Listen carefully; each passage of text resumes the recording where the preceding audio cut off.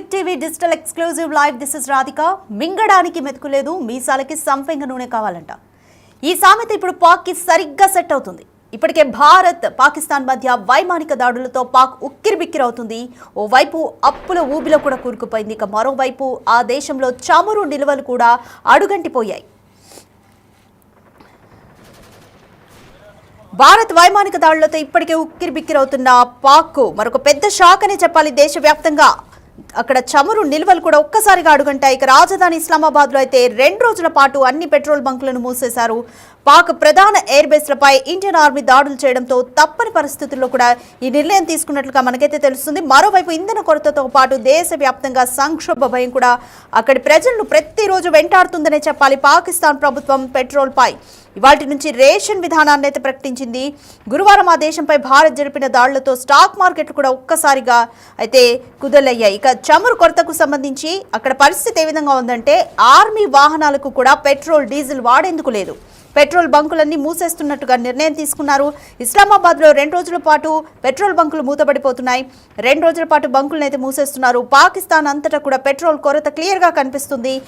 ఇప్పటికే పాక్ పౌరులు ఖాళీ అయిన ఏటీఎంలతో కూడా చాలా ఇబ్బందులు ఎదుర్కొంటున్నారు. ఇప్పుడు పెట్రోల్ కూడా దొరక్కపోవడంతో సామాన్యులు ఇంకా తీవ్ర ఇబ్బందులు పడే అవకాశం అయితే మనకి క్లియర్గా కనిపిస్తుంది. ఇక గురువారం ఆ దేశంపై అయితే ఇంకా భారత్ జరిపిన దాడులతో ఒకవైపు స్టాక్ మార్కెట్లు కూడా ఒక్కసారిగా కుదేలయ్యాయి. సంక్షోభం నుంచి గట్టెక్కించేందుకు సాయం చేయాలని కోరుతూ పలు దేశాలను పాకిస్తాన్ అర్థిస్తోందనే చెప్పొచ్చు. భారత్ ఆకస్మిక దాడులతో భారీ నష్టాలు వచ్చాయని, ఆర్థిక వ్యవస్థ పూర్తిగా పతనమైందని ఏకరువు పెడుతోంది. ఇక పాకిస్తాన్ వాణిజ్య కేంద్రంగా ఉన్న కరాచీ పోర్టుపై కూడా భారత నావికాదళం భీకరంగా దాడి చేసింది. అరేబియా సముద్రంలో మకాం వేసిన ఐఎన్ఎస్ విక్రాంత్ క్షిపణులు కూడా వర్షం కురిపించింది. భారత్ దెబ్బకు కరాచీ పోర్టు కూడా పాక్షికంగా ధ్వంసమైంది. అరబ్ దేశాల నుంచి చమురును దిగుమతి చేసుకునేందుకు ఆ పోర్టే చాలా కీలకమని చెప్పొచ్చు. ఇప్పుడు ఆ పోర్టు ధ్వంసం కావడంతో దేశంలో చమురు సంక్షోభం వచ్చినట్లుగా తెలుస్తుంది. పక్కగా ఇదే భారత్ వ్యూహం. పాకిస్తాన్ని అష్ట దిగ్బంధనం చేయడమే భారత్ వ్యూహం. భారత్ తన వ్యూహాన్ని ఒక్కొక్కటిగా సఫలీకృతం చేసుకుంటూ వస్తుంది. మొదటగా సింధు జలాల కట్టివేత కానీ, తర్వాత సింధు జలాల్ని పాక్కు ఆపేయడం, సిమ్లా ఒప్పందాన్ని, అలాగే సీజ్ ఫైర్, వీటన్నింటినీ కూడా పాక్ కూడా ఉల్లంఘించింది. ఒక్కొక్కటి సెల్ఫ్ గోల్ కూడా వేసుకుంటుందనే చెప్పొచ్చు. పాక్ ఇప్పుడు పాక్లో పెట్రోల్ కొరత కూడా పాకిస్తాన్ పౌరులకి మరింత తీవ్రతరంగా వాళ్ళని ఇబ్బందుల్లోకి నెట్టేసే అంశమని చెప్పొచ్చు.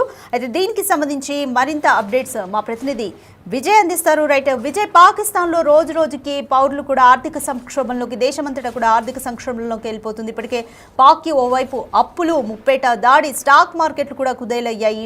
దీంతో తీవ్రంగా ఆర్థికంగా అయితే దెబ్బతిన్నది పాక్. కోలుకోవడానికి ఇంకా ఎంత సమయం పట్టొచ్చు? ఈ సమయంలో కూడా పాక్ అనేది అంటే పలు దేశాలు సజెస్ట్ చేస్తున్నాయి మీరు భారత్తో పెట్టుకోకండి ఈ టైంలో అని చెప్పినా కూడా అది ఇంకా కయ్యానికి కాలు దువ్వుతూనే ఉంది. ఏ విధంగా చూడాలి?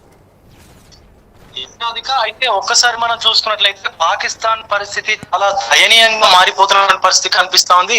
అసలు ఈ ఒక సామెతలో చెప్పుకోవాలంటే మూలిగే నక్క పైన తాటి పండు పడ్డట్టుగా అయిపోతా ఉంది.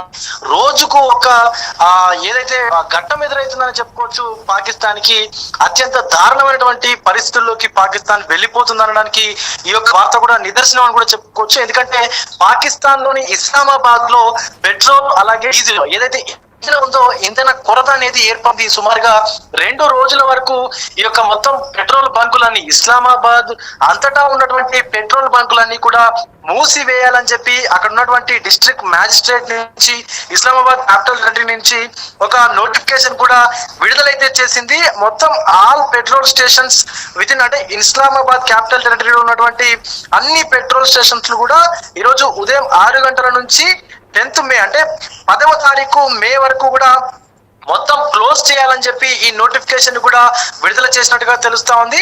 అక్కడ ఉన్నటువంటి ఇర్ఫాన్ హవాజ్ మెనిన్ అనేటువంటి ఆ డిస్ట్రిక్ట్ మ్యాజిస్ట్రేట్ ఈ యొక్క నోటిఫికేషన్ కూడా విడుదల చేసినట్టుగా కూడా మనకు తెలుస్తా ఉంది. అయితే ముఖ్యంగా చూసుకున్నట్లయితే ఒక పక్క స్టాక్ మార్కెట్లు కుదేలైపోయాయి. ఈ యొక్క పాకిస్తాన్ కు సంబంధించినటువంటి స్టాక్ మార్కెట్లన్నీ కూడా ఇక్కడ మనకు ఉద్రిక్త పరిస్థితులు నెలకొన్నటువంటి భారత్ పాకిస్తాన్ మధ్యలో ఉన్నటువంటి ఇప్పుడు ఉద్రిక్త పరిస్థితుల నేపథ్యంలోనే అటు స్టాక్ మార్కెట్లు కుదేలైపోయాయి. మరొక పక్క అక్కడ ఆర్మీకి కనీసం సామాన్య పౌరుల కంటే పక్కన పెట్టొచ్చు, కానీ కనీసం ఇప్పుడు యుద్ధం చేసేందుకు ఆర్మీ వెహికల్స్ కు కూడా డీజిల్, ఇస్లామాబాద్ లో డీజిల్ అలాగే పెట్రోల్ నిల్వలు అనేటివి మొత్తం కొరత ఏర్పడినట్టుగా కూడా తెలుస్తా ఉంది. కనీసం ఆర్మీ వెహికల్స్ కు కూడా పెట్రోల్ అందుబాటులో లేనట్టుగా కూడా తెలుస్తా ఉంది రాధిక.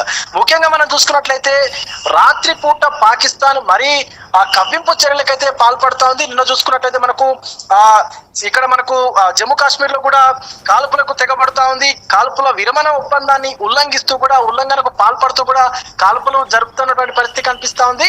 మరొక అధికారి కూడా ఈ పాకిస్తాన్ చేసినటువంటి కాల్పులో భాగంగా ప్రాణాలు విడిచినటువంటి పరిస్థితి కూడా కనిపిస్తా ఉంది. అయితే అటు మిత్ర దేశాలు ఏవైతే ఉన్నాయో, పాకిస్తాన్ కు మిత్ర దేశాలుగా ఉన్నటువంటి తుర్కియా అలాగే ఇతర చైనా అలాగే ఇరాన్ దేశాలు ఏవైతే ఉన్నాయో పెట్రోల్ నిల్వలు అధికంగా ఉన్నటువంటి దేశాల నుంచి కూడా మాకు పెట్రోల్ నిల్వలు మాకు కావాలి అని చెప్పేసి కూడా పాకిస్తాన్ అర్జించినట్టుగా తెలుస్తోంది వాళ్ళని. కానీ వాళ్ళు ససేమిరా అటు ఇరాక్ కానీ ఇరాన్ కానీ మిగతా దేశాలు ఏవైతే పెట్రోల్ నిల్వలు ఉన్నటువంటి దేశాలు ఏవైతే ఉన్నాయో వాటి నుంచి పెట్రోల్ కావాలని చెప్పి వీళ్ళు వినతులు పంపించినప్పటికీ కూడా ఈ ససేమిరా అంటే మేము ఇవ్వమాను అని చెప్తున్నటువంటి పరిస్థితి కూడా కనిపిస్తుంది. ఎందుకంటే పాకిస్తాన్ కి సహాయం చేస్తే పరోక్షంగా భారత్కు శత్రువు అయినట్టుగానే అవతల దేశాలన్నీ కూడా భావిస్తా ఉన్నాయి. మనం ముందుగా చూసుకున్నట్లయితే ఈ తుర్కీ అనేటువంటి దేశం ఏదైతే ఉందో దానికి అంతకు ముందు అక్కడ కొన్ని అనుకోని సంఘటనలు సంభవించినప్పుడు, అక్కడ భూకంపాలు ఇలాంటి సిచ్యువేషన్స్ వచ్చినప్పుడు భారత్ చాలా వరకు కూడా మద్దతు తెలిపి ఇక్కడ నుంచి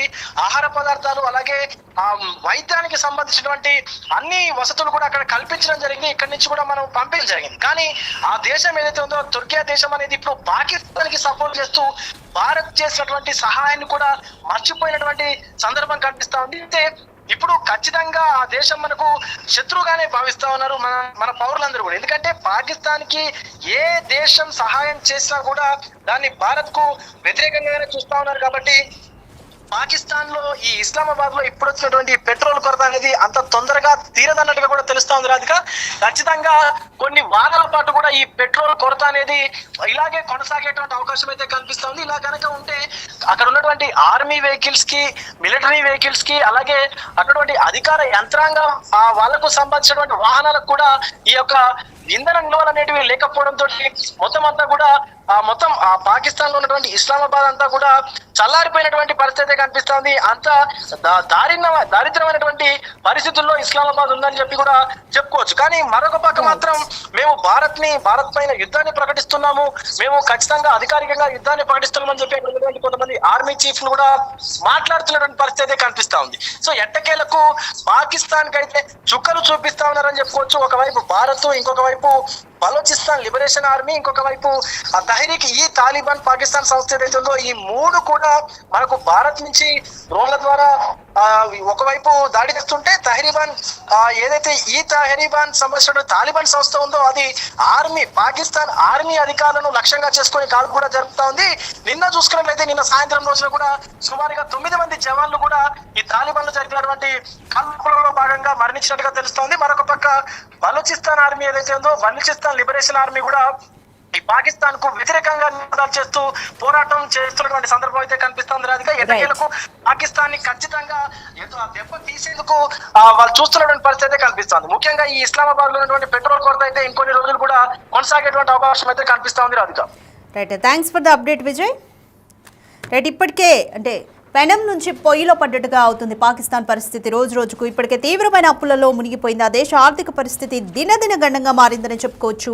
అక్కడ జీతాలకు సైతం డబ్బులు లేని పరిస్థితి, అప్పు పుట్టని పరిస్థితి. ఇప్పటికే ఏడీబీకి కానీ ఐఎంఎఫ్కి కానీ వాళ్ళు చాలా ఫండ్స్ ఇచ్చారు పాకిస్తాన్కి.